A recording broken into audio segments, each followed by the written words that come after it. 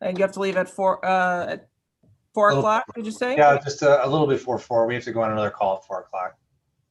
Okay. What I'm going to do is see if you guys have any updates first, and then I'm going to go around and have everybody introduce themselves, since we have at least one new person here today. Great. If you want, I can go. Yeah, go ahead. Sure. I know Deanna will be introduced shortly. Deanna's our new Chief Equity and Diversity Officer. Started, I think you're on your third week now, third week. And she's definitely moving swiftly and doing a lot already. So I look forward to hearing, for her, I'll let her talk about what she's been working on, but it's definitely a great addition to the team, and we're welcome. We're fortunate to have her join us. We finished our HR commissioner interviews, and we'll be received a lot of feedback from staff and from legislators, and we'll be hopefully reaching out this week to extend an offer to someone to see if there will be interest in taking the position. So that's also very exciting. I think we had a good talent pool and are excited about potentially having a new member on board, which is good. That's probably the general updates. A lot going on right now. We're continuing to work on and really just getting off the ground some of the police reform discussion. We issued a press release last week about a shared approach with the city and IPD, as well as some of the other jurisdictions. So I suspect as we start to get a better timeline together, we'll be able to share what some of the upcoming community dialogues and community engagement events will be. And that's just starting to meet now with different subcommittees. So aside from that, we're in the budget process, and we'll keep going on the budget process. We have another meeting tomorrow, which will be our third expanded budget committee meeting, and followed by, I think, 2 or 3 more before a voting meeting comes at the end of October. So I think that's the gist of it. I don't know if you have anything to add, Lisa, or what's going on your end. I'm not sure that I have anything to add. I'm sorry that I'm going to miss the latter part of the meeting. And yeah, I'll look forward to updates. I'm particularly interested in the conversation around the diversity and inclusion policy update. We went through that last year, so I'm just wondering if we're going to be looking at that again this year.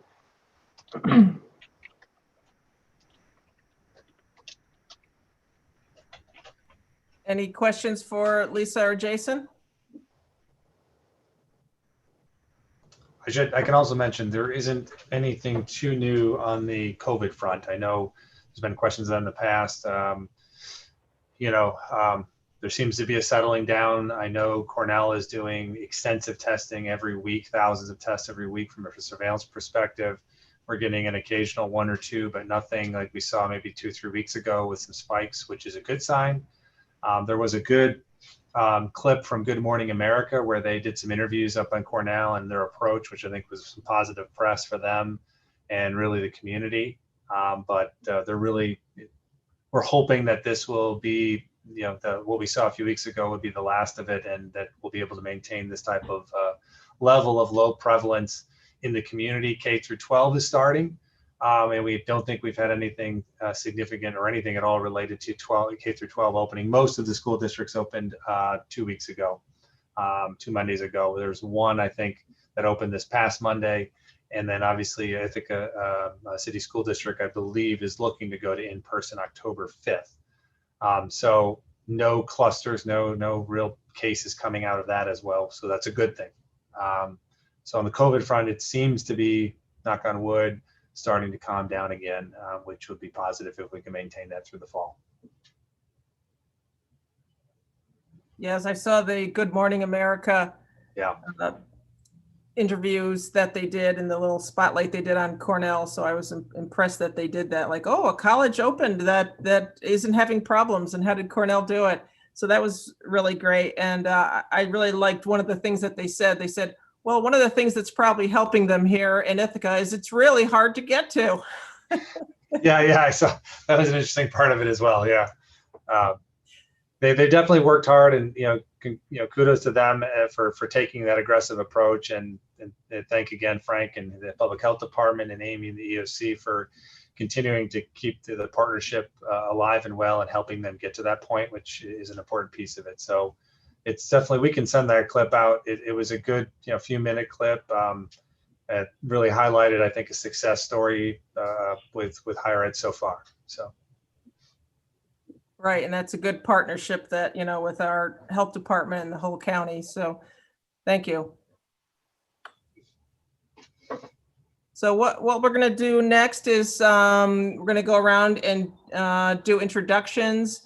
And if at that point too, you have an announcement, we'll kind of combine that together. And what I'd like folks to introduce themselves, and if they feel comfortable, they can say the pronouns they prefer. And you can talk about if you're connected to the county, what that position is, or if you're in the community, anything that you want that connects you to diversity and equity issues. And you can say that actually if you belong to the county too. So I'm going to have folks do this in reverse alphabetical order, collating that with how long you've been at the committee. No, I'm just kidding. I'm just going to go around and call on folks in the order that I see them. So Derek, I'm going to have you go first. Hi, everybody. I'm Derek Osborne. I'm the Tompkins County Sheriff.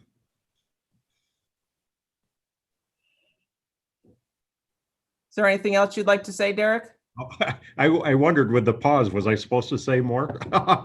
Yeah, I was elected sheriff end of 2019 or 18. And so I've got almost 2 years in right now. And before that, I worked for the sheriff's office, transferred from the city of Cortland PD here in 2001 as a deputy sheriff, moved up through the ranks, retired as undersheriff, and then ran and came back. So happy to be here, and thanks to Henry for the invite to today's meeting.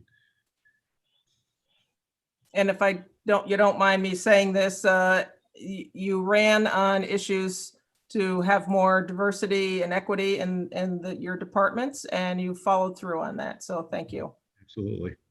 Jen? Hi, Jen Olin, she or her.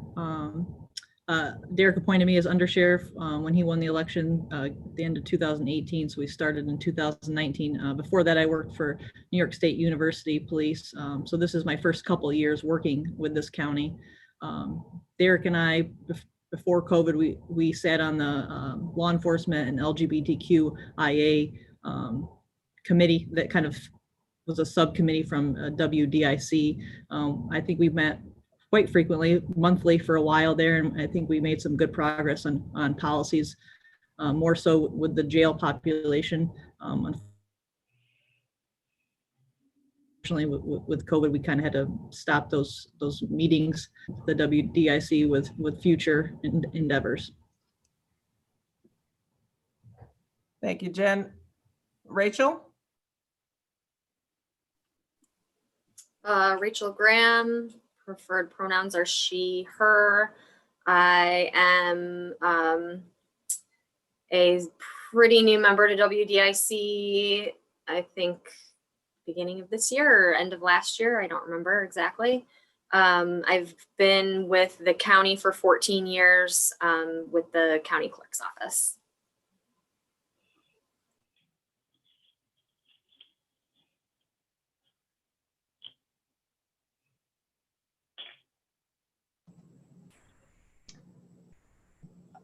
Ann, you're on mute. Thank you. Sorry, there was noise in the background. I was trying to. Kate, you're next. Yeah, hi, I'm Kate Chinks Booth, she and her. I have been with the county. It'll be 2 years in March. I'm the director of youth services for Tompkins County. New to DWIC, I think the start of this past summer, and also a member of the Jedi team. Thanks, Kate. Deanna, I'm going to have you go next.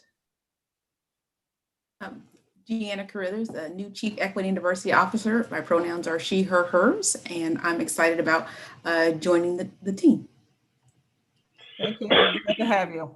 Thank you. Jason?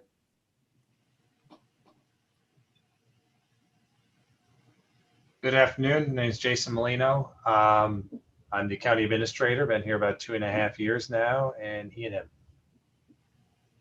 Thanks, Jason. Amy? Hi, I'm Amy Hendricks, Deputy County Administrator. I've been in this position just about 2 years, I think, next month. And then I 10 years with the county, formerly as the Director of Youth Services. Preferred pronouns are she, her, and hers. Thanks, Amy. Henry, you're next. Yes, Henry Grandison. I'm a legislator from the 3rd district. I've been on WDIC since I was elected, which was 2.5 years ago. For he, him, and welcome. Thanks, Henry. Lisa? Hi, I'm Lisa Holmes. I'm Deputy County Administrator and serving as interim HR department head. I've been in this role with administration for 2 years and been with the county 47, like 22 years, I think. Preferred pronouns are she, her, hers. Thanks. Thanks, Lisa. Rob?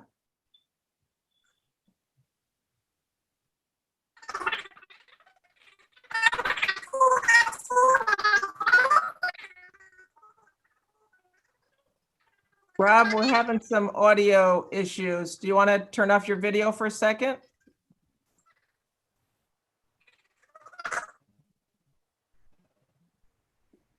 We still can't hear you.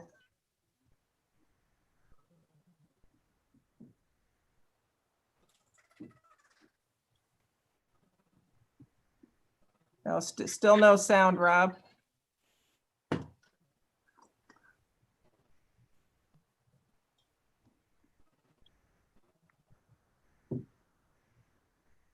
Okay, Rob, why don't you keep working on it, and if you can get your audio, you can just chime in at any time in the meeting, okay? All right.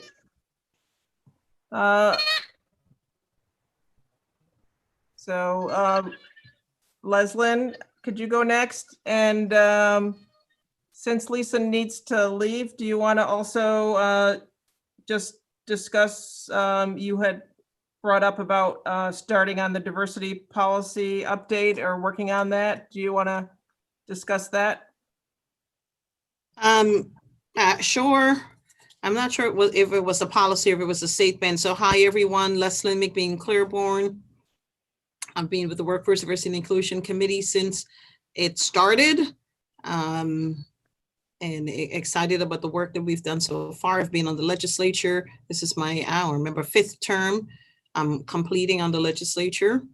It would be 20 years when I'm done with it. And it's been an interesting experience. Challenging, but rewarding in some respects. Welcome to Deanna. It's one of the long-term goals that we've had come true. So thank you very much. And I think, Annie, what I was talking about is update to the diversity statement. Not so much policy. The policy might need some work, but the statement pretty much speaks only to diversity. It has, I think, a little line somewhere in there about inclusion. And we've been talking more about equity and inclusion. So we might want to take a look at that. Okay.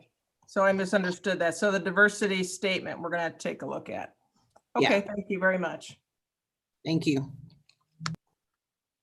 Rob, did you have any luck here?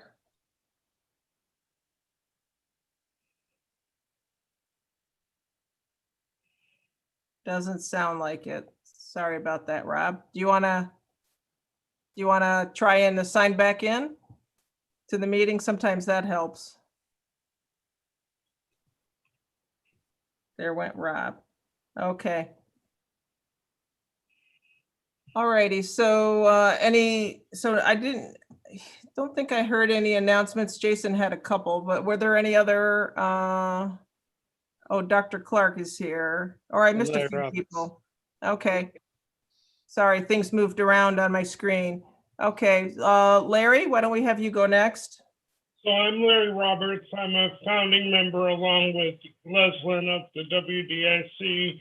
I serve on several county boards and city boards. So I'm just an all-around activist in the community. Thank you, Larry. Dr. Clark? I'm Ken Clark, Director of the Office of Human Rights.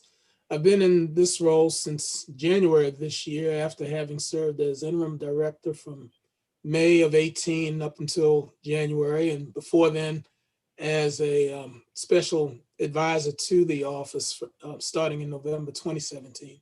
I've been a part of the WDIC since then. My pronouns are he, him, and his. Thank you, Ken.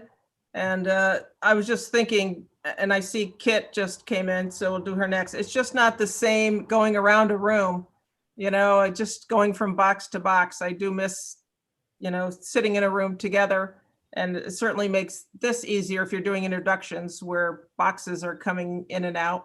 That just doesn't happen in real life, that people switch around what seat they're in. But maybe we can do that later just for fun when we do get together. And Kit, we're doing introductions if you'd like to introduce yourself. Hi, sorry I was late. I'm Kit Kephart, Commissioner at the Department of Social Services. Good to see all of you, and I'd be happy to play musical chairs whenever we do that. My pronouns are she, her. Thank you, Kit. So do you folks hear me now? Did I hear Rob? I was just checking to see if you did hear a Rob. Excellent. So, go ahead. I'm glad you're here, Rob. My name is Rob Brown. My pronouns are he and she and their various derivatives. I'm a community appointee from Lansing, and I'm also the Director of Financial Operations and Human Resources for Finger Lakes Reuse. As far as announcements go, I'm happy to let everybody know that as part of our little dink at the COVID-related unemployment issues, we just secured a lease at 700 West Buffalo, the former Green Star Space, to start up a training center and warehouse to provide job training and employment opportunities to people who face barriers to conventional employment. So we'll be rolling that out within the next month or so. That's great. Great news. And I also, as far as announcements, I just wanted to also honor the passing of Chief Justice Ruth Bader Ginsburg, and who was, as most people know, was a lifelong advocate for equal equity in a lot of different areas, and who really, you know, even in the 70s started talking about if some group does not have equity, then you know, all people don't have equity. And she not only explained that to people, but also used that as leverage to create more equity for all of us. So just wanted to acknowledge that. And she was today, she's laid, I'm not trying to think of how you call that, but she was brought over to the Supreme Court so that people could pay their respects to her. So let's transition to some of our business stuff. The first so this is for people who are members. So if you're a member of this group, and Deanna, we welcome you to join this group. How you would do that is send an email to Kathy Covert, and she could help you get signed up if you want to be a voting member. So for the voting members, we're going to do minutes approval from August 26th. Did anybody have any edits or other corrections for those minutes? Okay, I'll move the minutes. all right. Thanks, Henry. Do we have a second on moving the minutes? I'll second them. Okay, Lisa? All righty, so I'm gonna take a roll call vote on approving the minutes. Leslin, Yes. Lisa, Yes. Larry,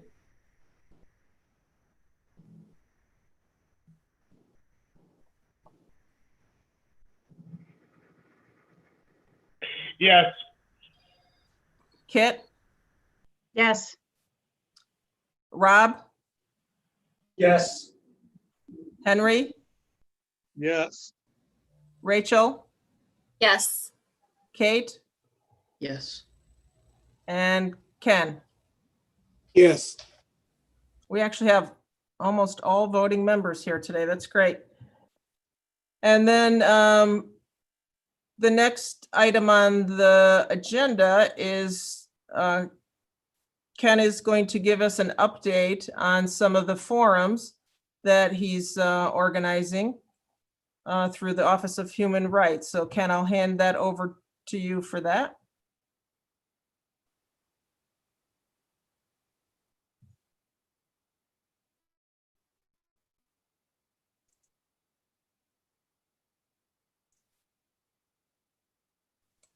Okay, I had to unmute myself.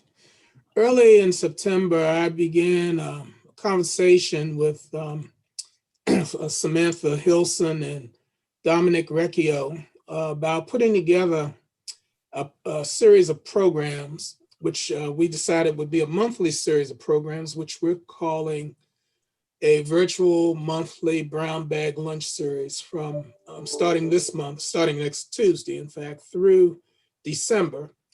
In co-sponsoring these programs will be OHR, the health department, and Deanna's office. The first of these programs will take place next Tuesday at noon. And the name of that program is Intersecting Pandemics, COVID-19, Racism, Addiction, and Poverty. We wanted to look at the intersections between these dynamics, and all of which I labeled as pandemics because of their pervasiveness and their persistence. COVID-19, of course, since March of this year, when it really began to strike this nation in a massive way, and racism, addiction, and poverty have been ongoing issues and concerns in our local as well as our national life. And so we've assembled a group of panelists to address these issues. They include Jamila Mishner from Cornell, who teaches in the government department there, Judy Griffin, who works with the REACH project, Richard Rivera, who is the program coordinator for OR's Endeavor House and is working with the Ultimate Reentry Opportunity Initiative, Dr. Melissa Dundale, who is a member of FIRM, which stands for Fighting Institutional Racism in Medicine, and Frank Krupa, our own County Public Health Director and Mental Health Commissioner. I will be moderating the panel, and that will kick off next week. In subsequent months, we are going to be addressing a series of topics. In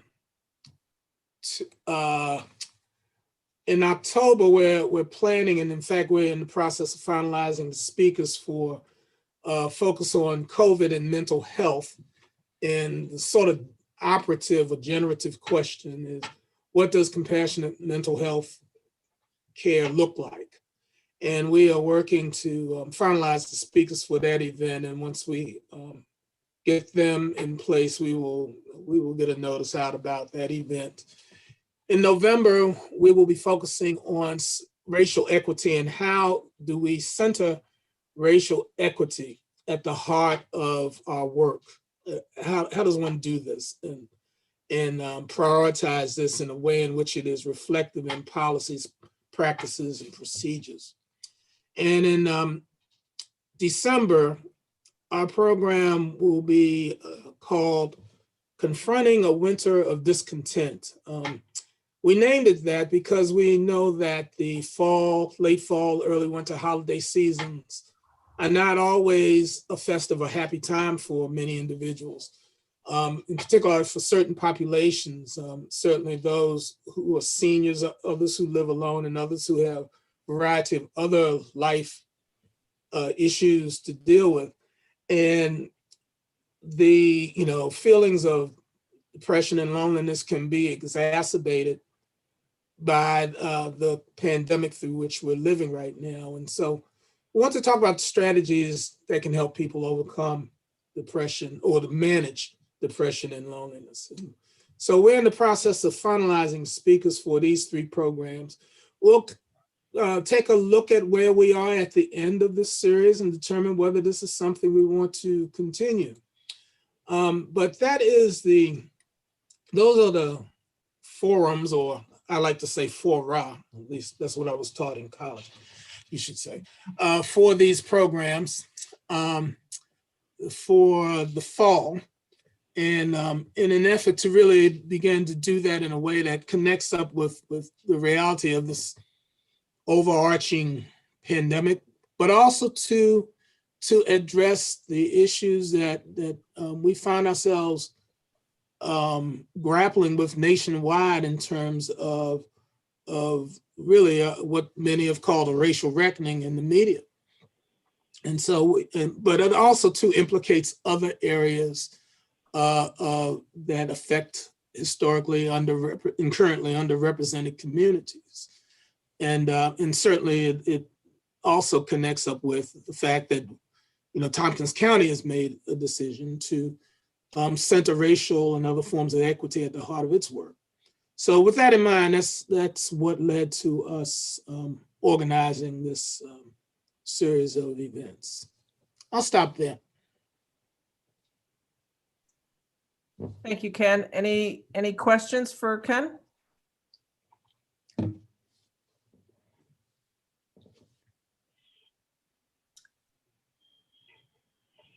Leslyn?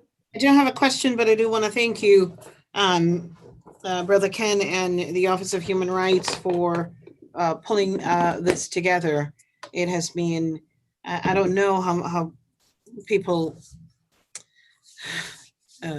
if people understand just how the impact of these pandemics on Black life. People see Black Lives Matter, but on our health, on our psyche, on our emotional and physical health has been quite draining.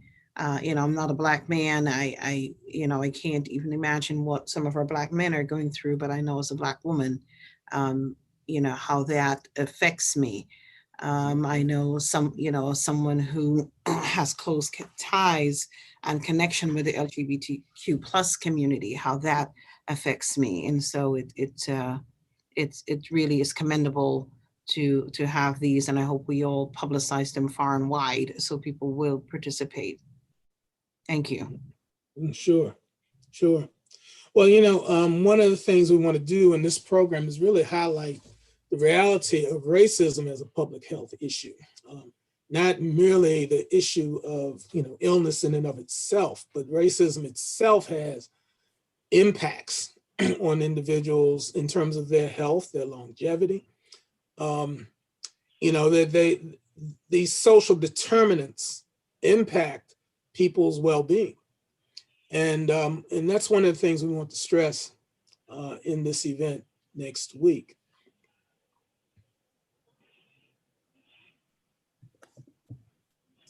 I just was hearing, listening to a study that was done as far as people who are systematically oppressed, that, psychologically, of course, there are a lot of issues, and physically, they've actually been able to find that it creates a a response in your body that causes inflammation, which then causes or makes worse a lot of other diseases. Yeah. So I'm glad that you're doing that, Ken. And if people have questions, so I'm looking at I will send out the notice that you sent to me. So I appreciate you sending that to me. I'll send that out to everybody on this committee so we can also share it with our contacts. And can people ask questions or like through the YouTube or anything like that? You mean during the program itself? Or yeah, before, or is that, or aren't you taking questions? Oh, if people have questions, no, you can certainly direct them to me or to Samantha in terms of the program itself. And I should mention that for all these events, while we will have, more or less talking heads, there will be opportunities for Q&A that will take place. Okay, and is Dominic helping you with these? Yes. Okay, so then right on YouTube, you could take questions and. Right. Yeah, Dominic will be helping to facilitate that process. And Okay, we'll get great. the questions to me as the moderator. Great. Henry, you have your hand up? Yes. I also like to have Reverend Clark talk about the housing forums that you're doing. Also, I want to note that Breonna Taylor's two cops did not get indicted today for the shooting of her.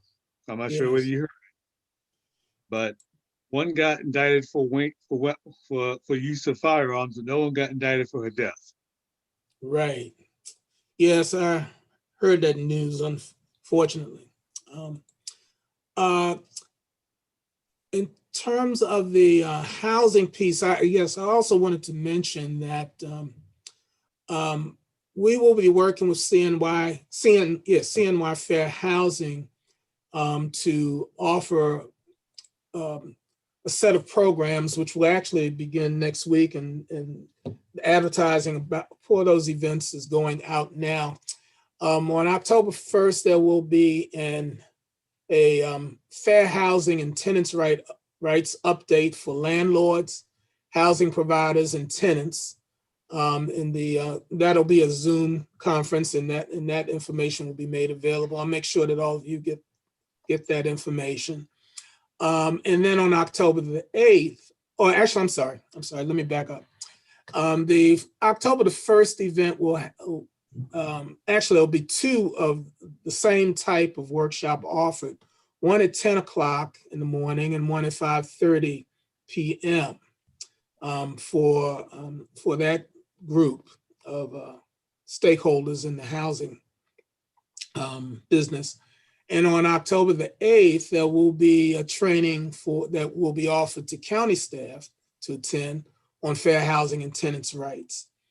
We are trying to determine the time of that event, and we'll get that out to you as well as county employees as well.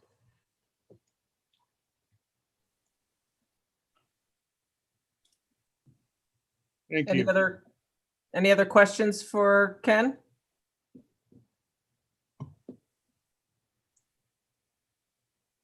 Okay, thank you for that report and for everything that you're doing. You're welcome. And next, I'll turn it over to Sheriff Osborne and Under Sheriff Olin. And you have some update on trainings that you've been doing.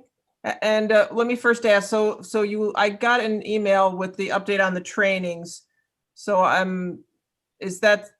I don't think that went out to everybody in the group, right? In this committee? Well, I sent that to Henry earlier, so I'm not sure if he sent that to you and everybody else or not. I got it just after the start of the meeting. Oh, okay. Yeah, I sent to the committee members. Okay. But probably not everybody. Okay.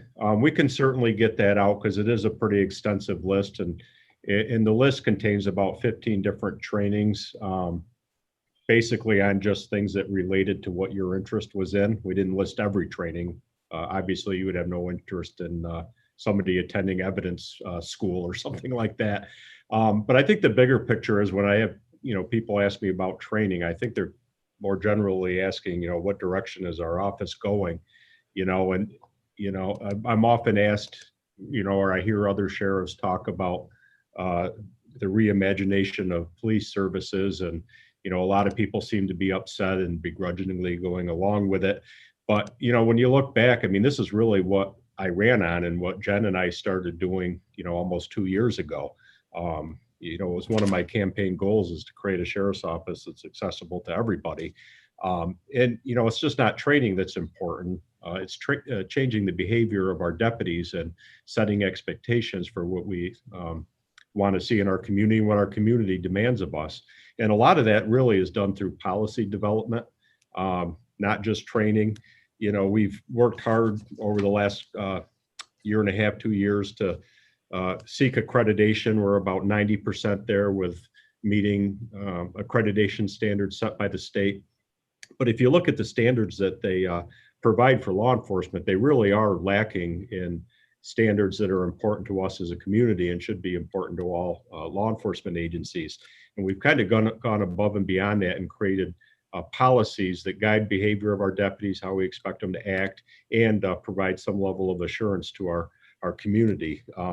Just quickly, our duty to intervene policy, which was one of the more recent ones, but we've created policies on equitable policing, immigration enforcement, and how we handle that or don't handle it, interactions with the transgender population, responding to emotionally disturbed persons. We've updated our personnel complaint form. We posted that online in 11 different languages so people can more easily reach out to us if they feel they have a problem with any particular member of our office. We updated our code of professional conduct and reviewed and reissued all our use of force policies. And, we even took it a step farther and posted them all on our website. And according to a last recent survey done among sheriff's offices in New York State, we're the only sheriff's office in the state to publicly put our policies out, believe it or not. Of course, there's a couple of them we can't for certain reasons, but most of them are on there, and as we complete them, we add that. There's also an online form people can fill out if they have a comment on one of our policies or they want to make a suggestion on it. Just doing stuff like that and incorporating some of the trainings we have on the list that hopefully you'll all see here soon. It really has changed the culture of the sheriff's office, in my opinion. It seems like the place, magically changed in a lot of ways overnight. We've seen our diversity of staff increase. It started off on the road patrol, where I attribute that to Jen to a certain degree, where all of a sudden we got all these female applicants, and a good portion of our road patrol is now female, which is interesting. We still struggled a little bit with people of color, but on the jail side, we've had a spurt of that as well. And I can't really explain it other than I think one person gets hired and maybe the word gets out and they have friends and they talk them into applying. We've got somebody with Asian descent, a Native American Indian. We just hired, I think 3 or 4 people of color in the last couple of weeks. So it's really a huge jump forward for us, and we're hoping that it's going to continue to grow and get us to where we need to be. So I'm quite proud of that. I think it's paid off, the things we've done. I think the community has hopefully gained some more respect for us, at least I hope. If the legislators on the meeting today, we did send you a video this morning that shows some of our deputies in action working. And I think you'll be quite pleasantly surprised in their interactions with the community in very, very tense situations. So I hope to get some feedback on that. As far as the trainings go, I won't go down each and every one unless you'd like me to, Ann. But I can send the email list to anybody that didn't get it perhaps. And all of them don't necessarily, speak to de-escalation or things of that nature. But every one of them has a component of that to it. And one thing good about our deputies and being a sheriff's office, and I can say this because I came from a city police force back in the day, and where you showed up to a call and you had 5 people backing you up all of a sudden, and there wasn't really room or a reason to de-escalate, and it wasn't respected or appreciated. But in a county environment, with the limited number of deputies we have patrolling such a vast area, they really are by themselves a lot of the time. They can't count on somebody to back them up. So the good thing of that is they learn how to talk to people. So they become very good at that on their own, even outside of training, because if they don't, they're going to get hurt very quick. So they're very good at de-escalation, talking people down and things of that nature.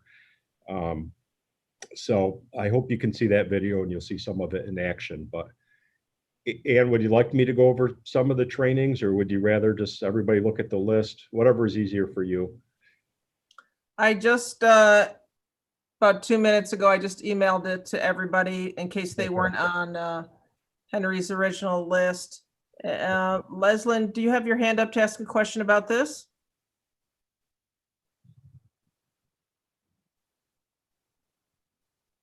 I actually don't see Leslyn anymore. Oh, there she is, there. Leslyn, Yes. did you have a question? I had questions for the sheriff and his report, but if you want to finish what you were doing, I can wait. He was just asking if people wanted him to go over certain ones on their trainings, or if people had questions, so go ahead.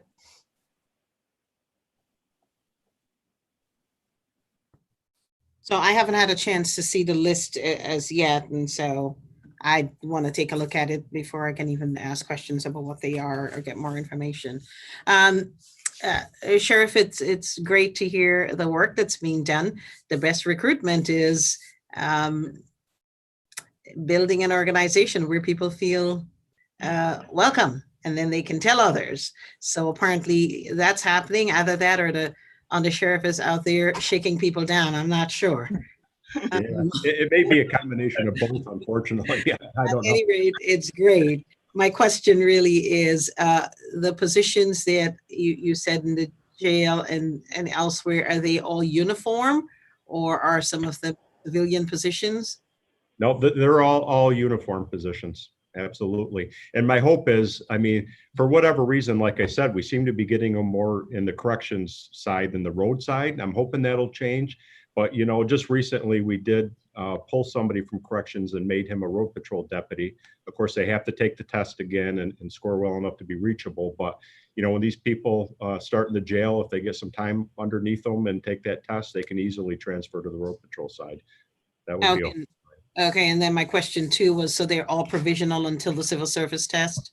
No, the ones in the jail, I think, Jen, correct me if I'm wrong. I think some of them maybe were on the list and some still have to take the test. But the good thing with that is our, well, it's not good, but our lists are getting smaller and smaller, unfortunately. You broke up on the jail side with our. Yeah, you broke up there a little bit. Oh, yeah, can you hear me all right? What I was saying is I think some perhaps did come from the list. I'd have to check, and some may be provisional, but with expected retirements and in the jail and stuff like that, we would easily be able to get them off the list if they simply pass it. I'm not concerned about that. Cool. Yeah. That's great. Maybe your HR department will help with test prep, so we can get people. Well, that's always a struggle. Some people struggle with the test. Yeah, and it's not really fair because the test doesn't really give a great indication if you can do the job or not, unfortunately. Yeah, not at all. In my retirement, I'll keep fighting that fight with the state of New York to get rid of that test. Yeah. I started several years ago. They know my name already. Yeah. One thing I just wanted to add. Sorry, Larry. Go ahead. No. If you got to add something, I'll go after you because it's a different question. One thing I just wanted to add is that list that you'll see, that training started right when we took office. This wasn't training that is in reaction to anything. These have been traits and qualities and things that have been important to us since we started off in January of 2019. We hosted the fair and impartial policing training last October. So these aren't reactionary things. These have always been important to us and will always continue to be important to us. And we try to bring and host these trainings. That fair and impartial policing training we hosted last October, we were able to have 24 other different agencies attend. We have a crisis response de-escalation training coming up in October. And again, we have 20 to 30 other agencies responding from all over the state. So we're not only trying to improve our sheriff's office, but policing in New York State all around. Yeah, it's probably the first time the sheriff's office has actually hosted trainings and brought other people in, as opposed to just sending people to it. So it's a good step. Thank you. Larry? So this is in relation to the policy around what are called emotionally disturbed persons. In light of what happened in Rochester, the death of the man whose family had called for assistance, have you had any thoughts about the policy in light of that incident, in light of the outcry? You know, have you had any sort of looking at the policy again, or do you have any thoughts about how you want your office to be responding to people who are seen as mentally ill and in crisis? Yeah, we haven't looked at the policy again since that incident happened, but it is a very recent policy. So I don't think there's much we probably would need to train or change in that policy per se. But that is something, you know, through the training that you see in there that we take very seriously and take into account in possible use of force situations. I wish I could show everybody the video I sent to the legislators, but even with masking faces, I'm afraid to, you know, possibly ID any of our victims and things like that, because almost every one of them deals with people in crisis that are suffering from a mental illness or some kind of traumatic experience at the time that's causing them not to act like they normally would. And all of them are just phenomenal in how the deputies are handling these situations.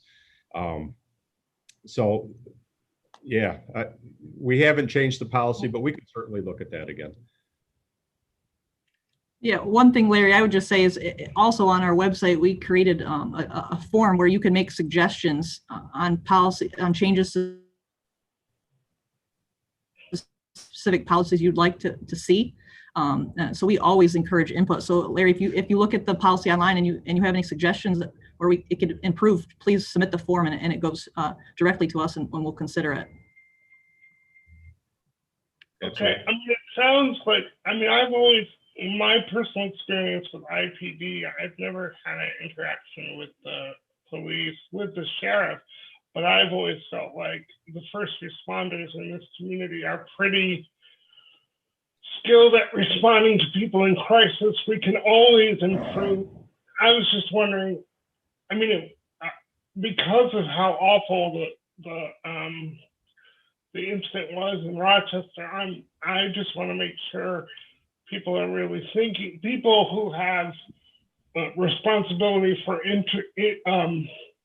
intervening and also implementing policies are really taking seriously the mistakes that were made and really looking at how we do what we do.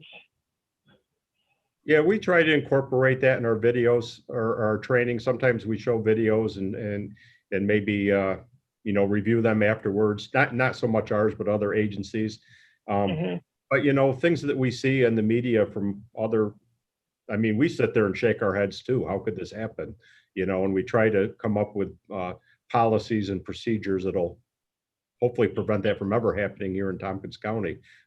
It's frustrating to us too when we see that and we see the lack of professionalism and skill a lot of, you know, these officers exhibit. Well, thanks. I just wondered what your thoughts were and what, if anything, you were going to change. So it sounds like you're doing a pretty decent job in this particular area. I hope so. And like Jen mentioned, you know, our policies are on there for public scrutiny. We hope people do look at them. And if they have any questions or concerns or suggested changes, we want to hear about it. There's always room for improvement all the time, no matter what you do. Cool. I got a quick question, Derek. As you continue to bring new people in, roll out these changes, and on the side, I continue to just really appreciate everything y'all are doing there. How's the overall department morale? Are you dealing with culture shock? Are folks rolling with it? You know, what's it like in there? You know, it's interesting. I mean, in the beginning, I think there was some, you know, and Jen can attest to it, when I first announced her as my undersheriff pick, I mean, it was like the sky was falling, you know, but once, and that's nothing against Jen, but that was the culture we were dealing with in the sheriff's office. And, you know, once she got in and people learned about her as a person, it's like, wow, now she's, you know, I think they like her better than me, honestly. And, you know, I think maybe we had a little of that when we hired a lot more females. But over time, you know, when we saw it a little bit in the beginning, I mean, if you recall, right when I took office, we had that incident with somebody was detained based on suspicion of their immigration status. Nobody here was trained on what the court said about how we had no authority, or law enforcement locally has no authority to do such things. So we had to go through that and create new policy and bring training in. And, you know, that met with some resistance. But, you know, now it's just, we put our policies out and people know we're going to hold them accountable to them. And this is what our expectations are. And it seems to go away. And I mean, I got to say, the deputies seem happy. They're all continuing to do what we ask. They're doing a great job. And we hear very little, if anything, about the policies we put out now. It's just a change of the culture, and it had to happen fast and quickly to get it in their mindset. This is where we're coming from and what we expect. And, you know, there's really no rebuttal to it to be had, in my opinion.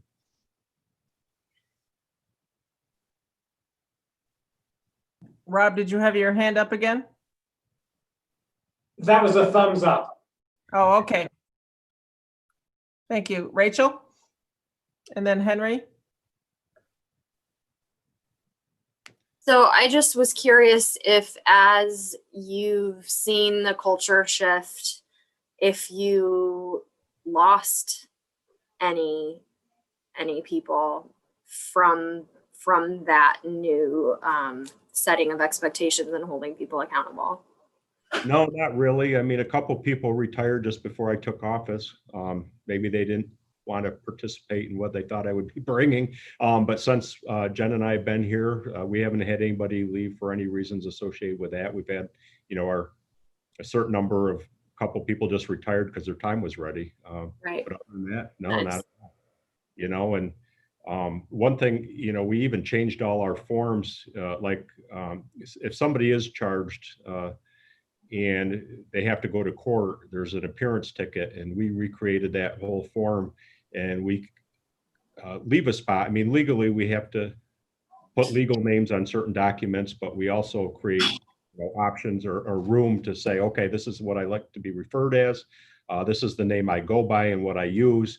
And that kind of leaves our office, goes to the court. So hopefully when that person goes there, you know, we've tried to incorporate this stuff in every piece of paper we possibly can, not just for, you know, the diversity of our staff, to make things easier for the community we serve as well. Henry? Okay, and Derek, how's the policing of the two college areas gone on the weekends? We've seen a decline in the number of calls we got. We're hoping to maybe pull away from that a little bit at the end of the month, but I think there's still a lot of discussion to be had on that. I think the deputies are getting a little tired, you know, picking up that weight, especially of the city of Ithaca, which is like the rest of us. We're all working harder through COVID, but yeah, we've had not one incident. I know you did the ride along. I didn't get a chance to talk to you, but we haven't had any use of force incidents come out of any of that. I know that was concern to some. Any relationships and incidences we've had with college students over the years, of course, we don't have as many as the city of Ithaca does, but we've built a good relationship with them. And it's to the point where when they have their Kendall Day, we tell them the hours they're going to be able to have it. And when this time comes, you're going to end it. And you know, they come up to us like the children they are and say, oh, Dad, you know, can you give us one more hour? And we said, okay, you've been good. We'll give you one more hour. But at one more hour, we don't want to hear it. You're going to disperse. And they all leave, turn off the music, and the party's over. So I think that's, you know, speaks volumes. Yes, it does. Yeah.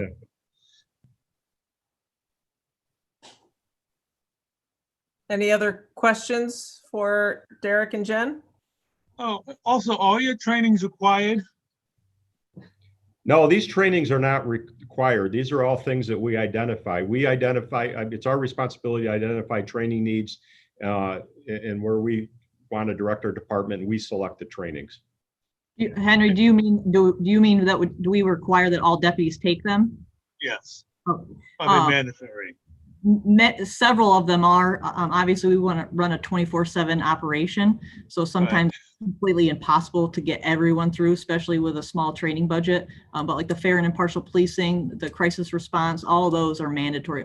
All of our staff go through those trainings. Yeah. We have Power DMS now that Jen actually located, and we can put even short training videos in there along with the policy and send it out to everybody, and it requires them. We can tell if they watched it or not. We can attach a quiz to it. So even some of these trainings may be 15, 20 minutes long, but it's something we haven't been able to do before, and we just keep pumping them out. So. Thank you. Derek and Jen, thank you for that update. And Leslie had a question. What's that? I think Leslie has her hand up. Oh, Leslie, go ahead. Sorry, I didn't have my little blue hand up because the thing stopped working. I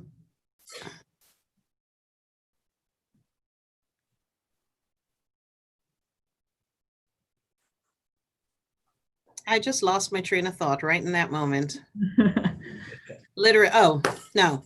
Derek, the video that you said you sent out, can you please resend to me? Because I don't know what that is, and I'd love to see. Okay. You said about the officers in action or something like that? Yeah, the video is long enough where we had to put it in OneDrive. So it's 30 minutes, but because it's data heavy, we had to put it in OneDrive. But what we sent was a link, so we'll try it again, certainly. Leslie, it was sent to the county email address that we had listed. Would you like it, if you would like it sent to a different email address, we could do that. No, the county is fine. I was just looking for it and I couldn't find it. Okay. I didn't find anything. So if you don't mind sending it out again, you know, I'd really appreciate that. Thank you. Absolutely. Yeah, I didn't get a chance to look at it, but I saw it was sent out at 8:30 this morning. Sounds right. Okay, so thank you for sending that. So appreciate the update. And next on our agenda here is we're going to do a little, Amy, so we're going to do a little bit more formal introduction of Deanna. Sure. And I will allow Deanna really to introduce herself, as she now is 2 weeks in, Deanna. This is week 3. Week 3. 2.5. Woohoo. Okay. All right. So go ahead. Was that Yeah, okay? go ahead. Okay, thank you. First of all, thank you for this opportunity. I am honored beyond words. And so with that same honor, I know that there's expectation. And so it is my intent and will be my tireless aim to make sure that not just meeting, but exceeding expectations in terms of service. In honor and recognition of the late Ruth Bader Ginsburg, there were a couple of quotes and things that I just wanted to share with you all. Now that, let me see if I can go back to my notes page that I've taken notes, because this weekend her passing is torn open, you know, lots of emotions for folks. And so her work cannot be understated in her value and the things that she did to provide and to support all of us in terms of diversity, equity, and inclusion. And now more than ever, I feel energized to do the work and to continue to carry the torch forward in terms of her work.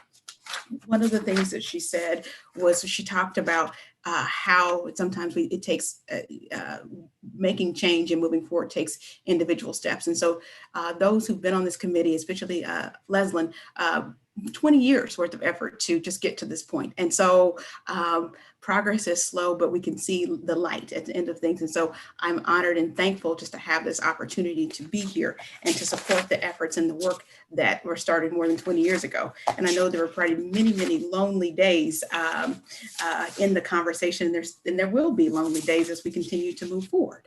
And so thank you for that work, but then also thank you for the illumination of, I know that there are 9 different dimensions that are listed in terms of diversity. So it's not just race, but it's also our LGBTQ friends, sisters, brothers, all of those folks, you know, our transgender family members as well. And so military folks, I know last week they had they would have had the bonfire event last week, but I know JR had instead of being able to do that, he had a video that was posted. So thinking about our military friends and family, all those different things. And so now more than ever, our work is important, and continuing to have faith and hope in what we see is the right thing. One of the many comments that was shared this week in terms of the dissents that Ruth Bader Ginsburg shared was that the dissents became the dominant opinion at some point. And so that gave me hope and light in my heart as I thought about the work here. So how do our dissent and how do we use that energy as we have the wind coming towards us instead of at our backs to move things forward? And so I've been reviewing those different opinions, just looking at the things, looking at research and just doing my homework, and also just reading many, many articles or just quotes and just opinions and things of that nature to power up for the future fight.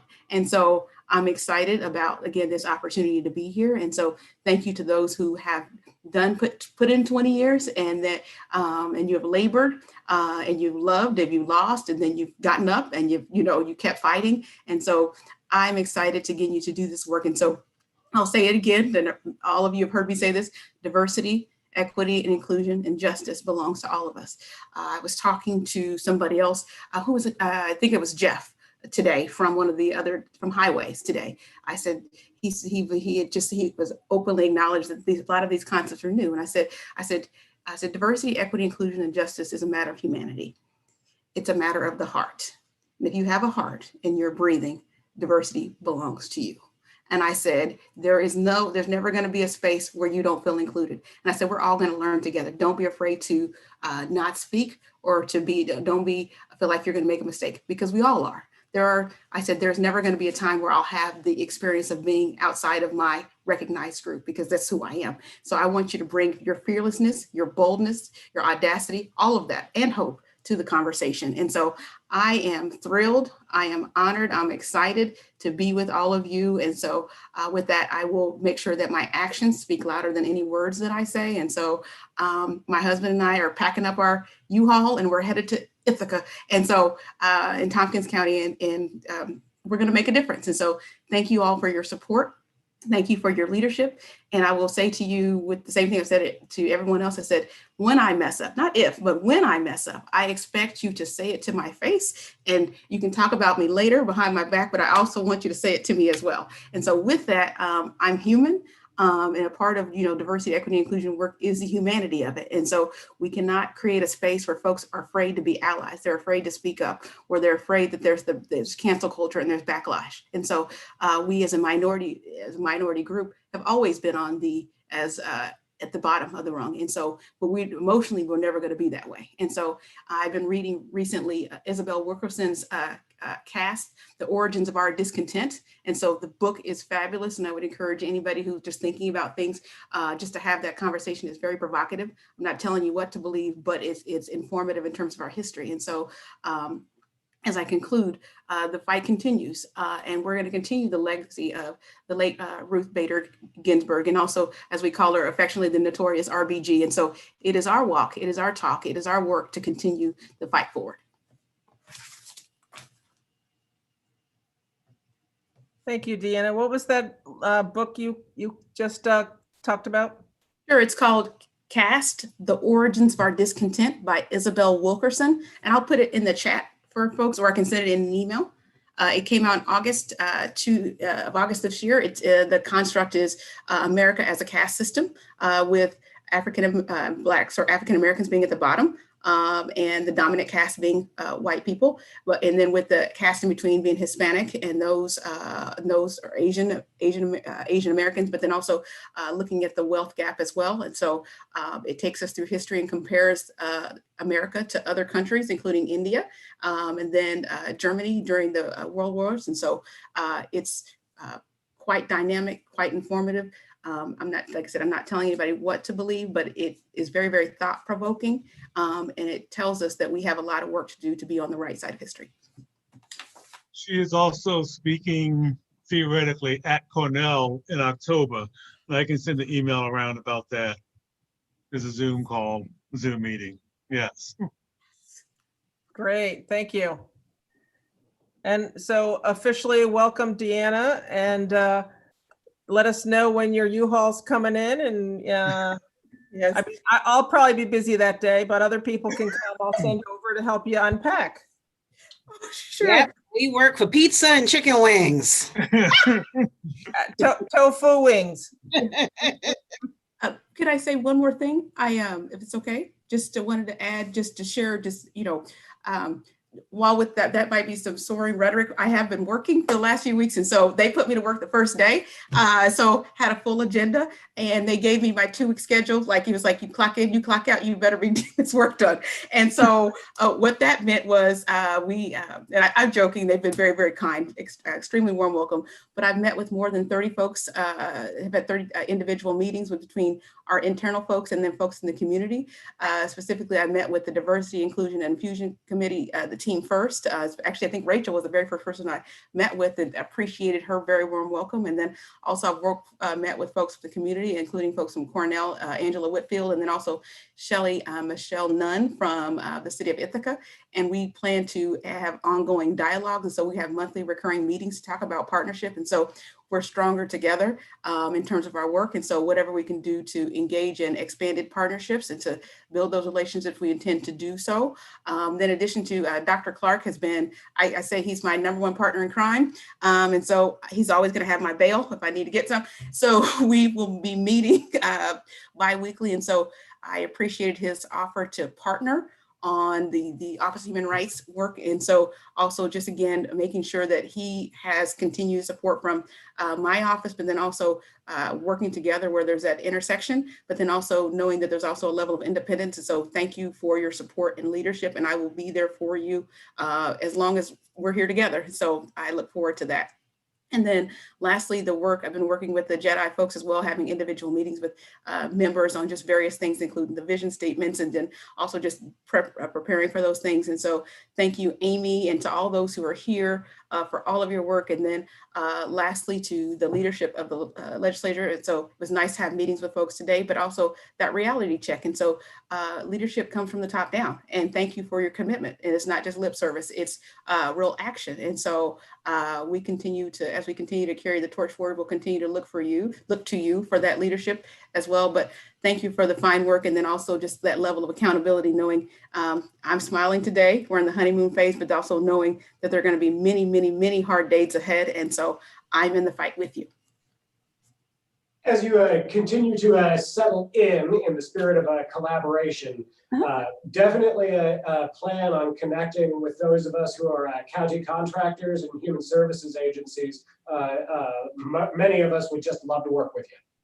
Oh, absolutely. If you send me your contact information, I'd be happy to connect and make sure we continue to make the rounds. Ultimately, my goal is to hopefully, I will provide a proposal, or not just a proposal, but just some input on an assessment of things that I've learned, and then also just potential strategies to move forward just for engagement. And so again, like I said, diversity belongs to all of us. And so it'll be a collaborative effort to determine what our next steps are. But, Dr. King always says, the arc of justice bends very, very slowly, but there's never, it's never too late to do the right thing. And so we're going to continue to do what's right in the face of adversity, irrespective of the election, any of those things. And as an unaffiliated person, that doesn't change my mission, whoever wins. And so that just means we're going to continue to do the work. And so I'm very, very, very excited about it. And I look forward to getting to work. Thank you, Deanna. Is there anything else, anything pressing that people wanted to ask Deanna before we head on to the JEDI team update? I'm sure we'll have a lot of questions and for you as we go along, and really no pressure, but you know, the county's been waiting for decades for you. So but, we understand progress takes time.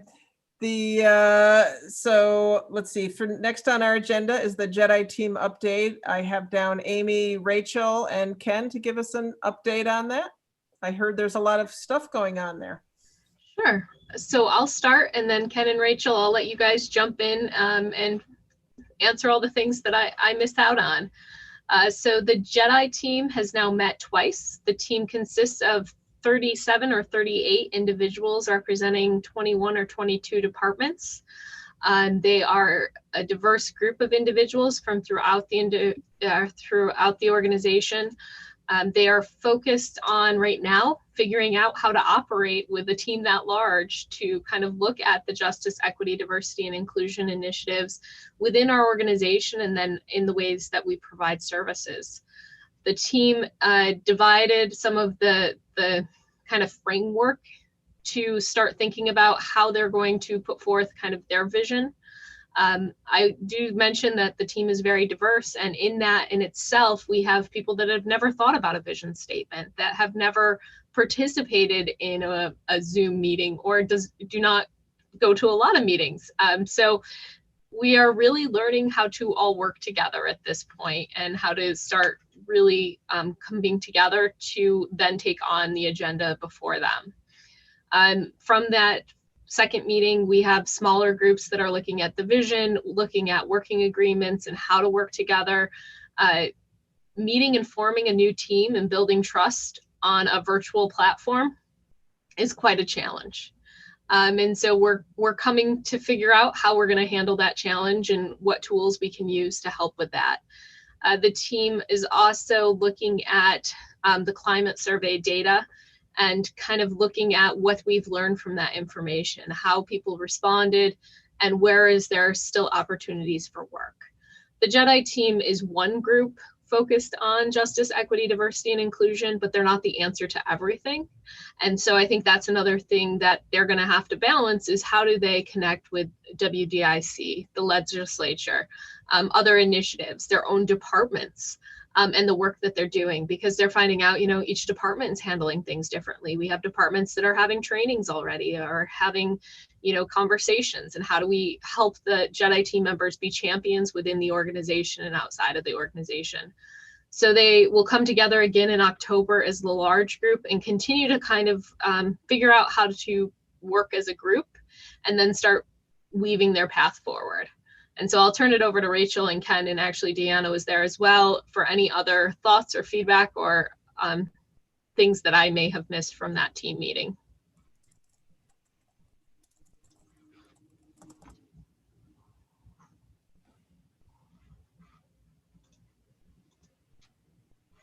I think you covered most of it. We're just figuring out the challenges of working with so many people and virtually on top of that. So hopefully breaking out into these small groups will help us focus a little more on building our foundation for the work that we have ahead of us. I was really impressed, one, by the numbers, certainly, but also the level of interest in people willing to take this on with, you know, all the opportunities and risk associated with this work. And so I think, Amy, you pretty much covered the waterfront of what took place.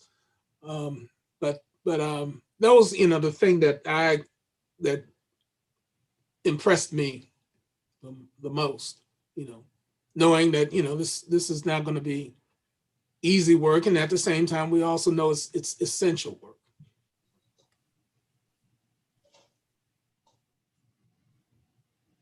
So I think if there are questions, and we could take the questions. Kate Shanks Booth is also on the Jedi team. As I look around this room, I'm like, oh, a lot of these people or some of their key staff are on this team. So yeah, Leslie asked a question. So Kate's on it. Anybody else?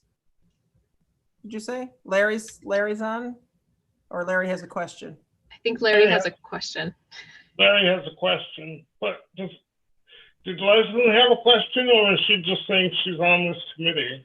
I think Leslyn has a question. So we'll go Leslyn and then you, Larry. Okay. I think Leslyn's saying, go ahead, Larry. Okay. Can somebody explain to me the difference between the Jedi team, and I figured out what it stood for, and I think I've heard the term infusion committee, right? Sure, Larry, I can explain it for you. So the Jedi team came from that diversity and inclusion infusion team, which was one of the climate survey groups. So the climate survey had 5 different groups looking at different areas related to the climate survey. And one of those areas was diversity, equity, and inclusion. And they named themselves Diversity and Inclusion Infusion. They then provided recommendations for a chief equity diversity officer to join the Government Alliance on Racial Equity and to create a core equity team. And so JEDI, which is Justice, Equity, Diversity, and Inclusion, is that core equity team that the organization now has. And it's comprised of employees at various levels throughout the organization that will be trying to find ways to take on the work. And so the Diversity, Inclusion, Infusion team has they've disbanded, but I would say all of the members are joining on to JEDI. So the work is continuing with the same employees, but there's no longer Diversity and Inclusion Infusion. That team has morphed into JEDI. So as part of the mission, the development of the mission statement, figuring out where in the organizational chart it sits, or do we already know that? So it's a committee of employees at this point, and it's part of kind of this racial equity strategy through the support of the Chief Equity Diversity Officer. So it's, in a way, it's a committee that helps support the work of the Chief Equity Diversity Officer that also is in conjunction with the WDIC and the goals of the legislature. And so I think we are still trying to figure out how that all works out. And allowing everyone kind of their own roles, but also knowing where those roles are. So I hope that helps. Oh yeah, and as one of the founding members, along with Leslie of the WDIC, I really, we've been doing work all along. We've been doing serious and important work all along, but this last couple of years has seemed really to plonk chunks of work in place, and I really appreciate that and feel good about the work that we've all done over the years. One of the things that was taken into consideration in the creation of Team JEDI was, as Amy stated, that it, along with WDIC, would be really the 2 important pieces of the infrastructure for Deanna's work in supporting her work. And we wanted to create an environment that would establish that kind of framework, because some of us who have worked in diversity and inclusion work, in a variety of places, whether higher education or the government or the nonprofit sector, we realize when positions like hers are created, people in many cases have to make up things out of whole cloth, or half of a whole cloth. And so we wanted to avoid that peril, and reflect that, okay, we take this seriously. We're not just going to expect this person to be Superman or Superwoman, but that we needed to have some structures in place to help support the work, to collaborate with the work. Thank you, Ken. I just want to add, or a non-binary super person. Oh, go ahead. No, that's perfect. That's perfect. That's all right. That's how we help each other learn and we grow. That's right. That's exactly right. Larry, thank you for that question. To change to bring about real systemic change, we have to change hearts and minds and souls. And to do that, you need a good, inclusive group of people to be working towards it, who can touch people's hearts, who can touch their minds, who can touch their souls, bring it all together. The people doing the changing feel good. The people who are being changed don't always feel good about it. And the more people we have involved, the less people feel threatened by change when they see their colleagues and others involved. So it's good to have the JEDI team working. That said, my question, and I've asked this of Amy before, is how do we get the legislature involved in the ground up from with JEDI?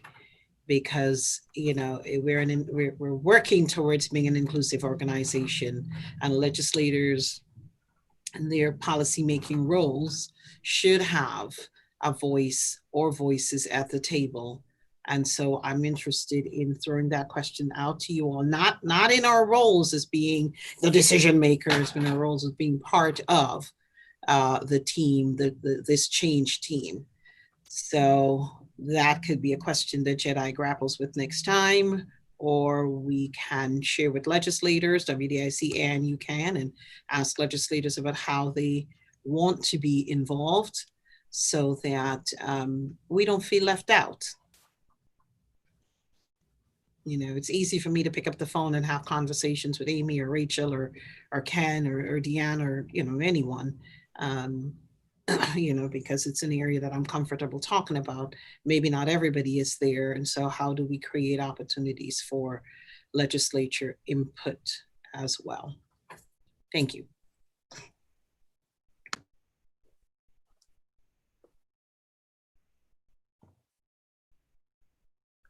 So is that something we'll just think about?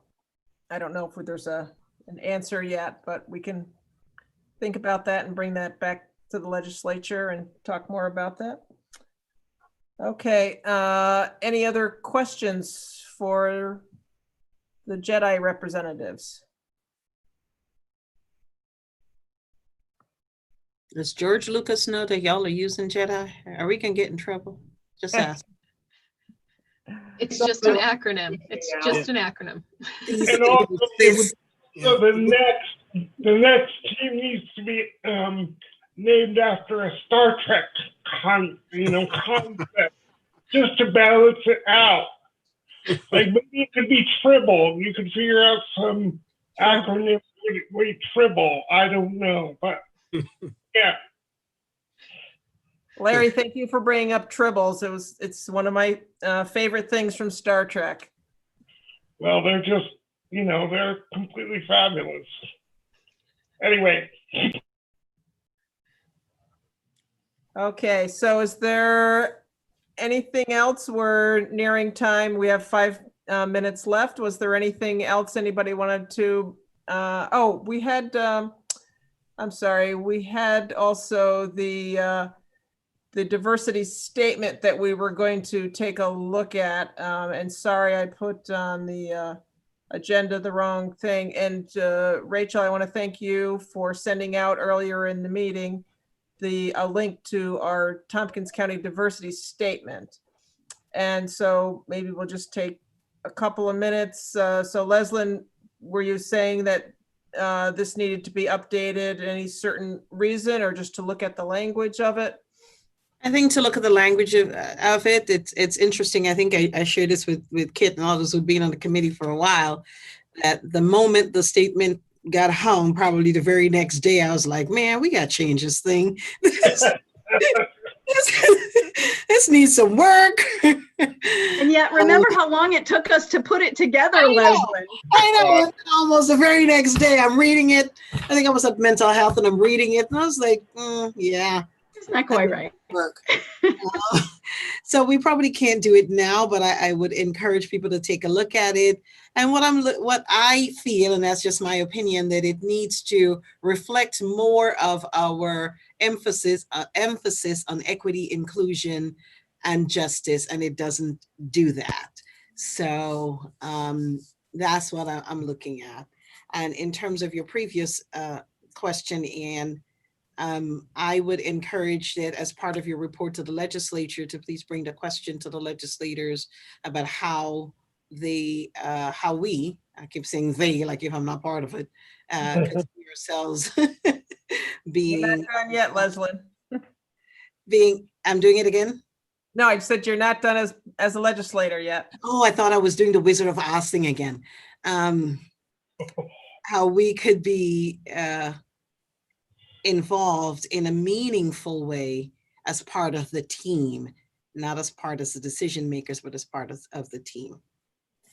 And last, before I shut up, I want to also remind this committee that next month, not next month, the following month is Native American or Indigenous Peoples Heritage Month, and want to encourage a proclamation that we begin working on it in time so that the committee can pass it at the next, or the committee can approve the language to move on to the legislature.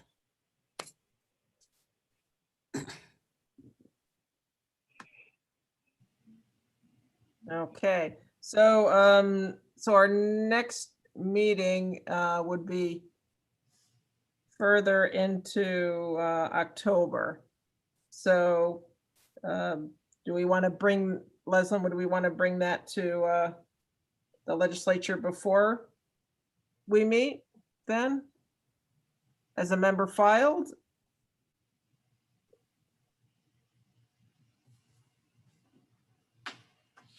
Pressing the wrong button. November is. Oh, November, okay. Heritage Month, but we'll need to have that language for our October meeting. You know, it'd be nice to have a proclamation that the whole committee could approve moving forward to the legislature for October. It's not a resolution, but it's nice to get committee input. You know, sort of proclamation, right? Yeah. We gonna do anything for Indigenous Peoples Day? Well, we already passed a resolution, Columbus Day. Sorry, couldn't help myself. See, y'all don't need to sit on any committees with me. I can corrupt a committee in a heartbeat. Got Larry talking about Star Trek and everything. We already, Henry, passed a whole resolution on Indigenous Peoples Day, so we don't need to bring a new one. But the flag also, you were gonna check on Haudenosaunee flag, and if there is one that represents all the nations I thought we had talked about that could be flown. I can't remember if that was one included on our flag policy. We should check on that. No. Who was gonna check on it? Henry? Well, sure, I'll I take can't it on. remember if it's on our policy, but we should check on it. Yeah, I don't think it's on the policy. We can check on it though. Thank you. I didn't even mean to be throwing that to you, Henry. I thought maybe you were fine. trying to say something, but you know, if it worked to give you that task, that all the better. Okay, so going, so I'm going to wrap up on the diversity statement. If folks can take a look at that, and putting you on the spot a little bit, Deanna, since we have you, is that something that you'd be interested in helping us to look at, our diversity statement? Absolutely. So how do folks feel about having Deanna do a first pass at it, and then we can take a look at that next month? Sure. Okay. 2 thumbs up from Rob. Okay, great. All right, thanks for letting us put you on the spot about that. Is there anything else before we adjourn for today? Okay, great. Our next meeting, I don't have the date. October is, Kathy or Katrina, do you have the date of our next one? Next meeting? I think it's like October 21st or 22nd. No, I believe it's the 28th. Oh, maybe. I believe it's October 28th, the fourth Wednesday, October 28th. Oh, 28th, right. Okay, that's what I have. All right, so we hope to see everybody at 3:30 on October 28th. And Katrina and Kathy, thank you for your help behind the scenes. Okay, we'll call adjournment then. Thank you, everybody, and have a great rest of your day. Live long and prosper, Larry. Prosper, Bye-bye. Larry.